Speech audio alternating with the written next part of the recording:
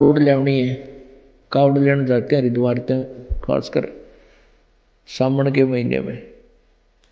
और वहां से मेरे ख्याल में वो 2 किलो गंगा जल लेकर चले, गंगा का पानी जल। नंगे पैर बेचारे पैदल आओगे, कोई बस में बैठ कर ज्यादातर पैदल जा जाते हैं। और वो भगवान शंकर के पुजारी बनकर जाते हैं। भगवान शंकर का जो नाम हम आपको देते हैं उससे लाभ देता है भगवान, वैसे नहीं देता। क्या शिव भक्ति का मतलब है सड़क पर नंगे पांव दौड़ते हुए गंगा जल को ढोना, या फिर ये भीड़ सिर्फ परंपरा के नाम पर फैलाया गया गहरा धोखा? हर साल करोड़ों लोग कांवड़ उठाकर यह मानते हैं कि गंगा जल चढ़ाने से शिव जी प्रसन्न हो जाएंगे। लेकिन क्या आपने कभी सोचा कि यह सब शास्त्रों में लिखा भी है कि नहीं?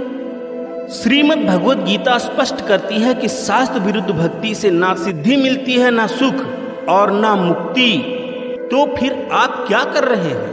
कि इस रजगुण ब्रह्मा सतगुण विष्णु तमगुण शिव जी के द्वारा जिनका ज्ञान हरा जा चुका है, इस त्रिगुणमयी माया के द्वारा जिनका ज्ञान हरा जा चुका है, यानी ब्रह्मा विष्णु महेश से आगे भक्ति करने को तैयार नहीं, इन्हीं से मिलने वाले अक्षणिक सुख पर ये आश्रित हो चुके हैं। वो असुर स्वभाव को धारण किए हुए ब्रह्मा विष्णु महेश के पुजारियों को क्या कहा गीता जी में? आसुर यानी राक्षस स्वभाव को धारण किए हुए मनुष्यों में नीच दूषित कर्म करने वाले मूढ़ लोग यानी मूर्ख लोग मुझको नहीं भजते। आपसे एक सीधा सवाल, क्या भगवान शिव ने कभी कहा कि गंगा जल लाकर मेरे ऊपर चढ़ाओ तभी मैं प्रसन्न होऊंगा?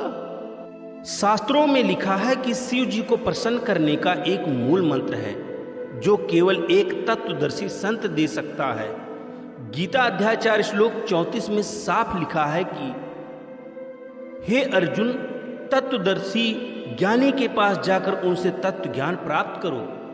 भगवान शिव को प्रसन्न करने का एक मूल मंत्र है जो उन्हें अत्यंत प्रिय है और जिससे वे तुरंत प्रसन्न हो जाते हैं। अब देखो, प्रत्येक इष्ट का अपना अपना एक गुप्त मंत्र है जिससे वो आकर्षित होते हैं। एक कोड वर्ड होता है, जैसे कुत्ते ने कुत्ता कुत्ता करें जा कति नहीं देखे और उसको नहीं करते तो तुरंत देखता है। ऐसे ही प्रत्येक पशु के अलग अलग कोड वर्ड होते हैं।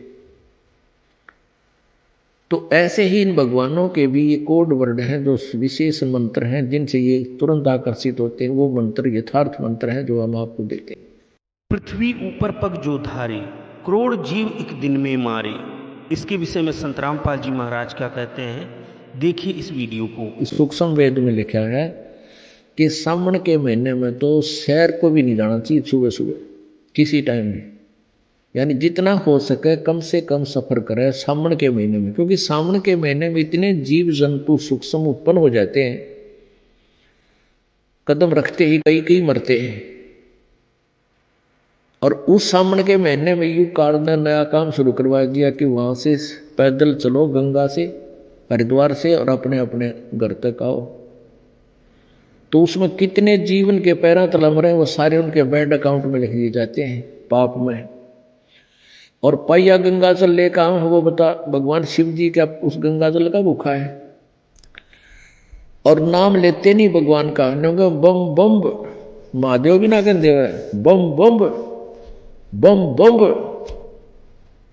अब उन कोई नो के नहीं है बम का नाम भी बुंडा और वो मानना इसने मंत्र।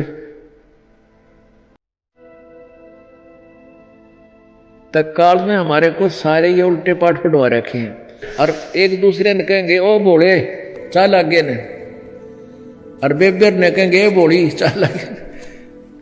इन नोरी बेरा तुम के संज्ञा दे रहे हो अपने कमियों, आप बोला बन रहे बेबर बोली बना रहा। तो इसे हम कति ऐसे हो गए भक्ति में, कति -0 में पहुंच गए। हमारा उद्देश्य किसी की धार्मिक भावनाओं को ठेस पहुंचाना नहीं, बल्कि सत्य से रूबरू कराना है।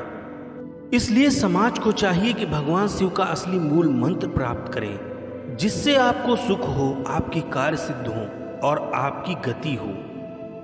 वर्तमान समय में वह तत्वदर्शी संत रामपाल जी महाराज हैं, जो भगवान शिव के महामृत्युंजय मंत्र के पूर्ण ज्ञाता हैं।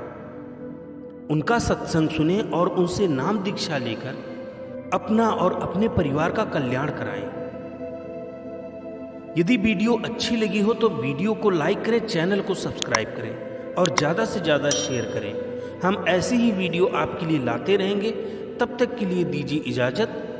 धन्यवाद।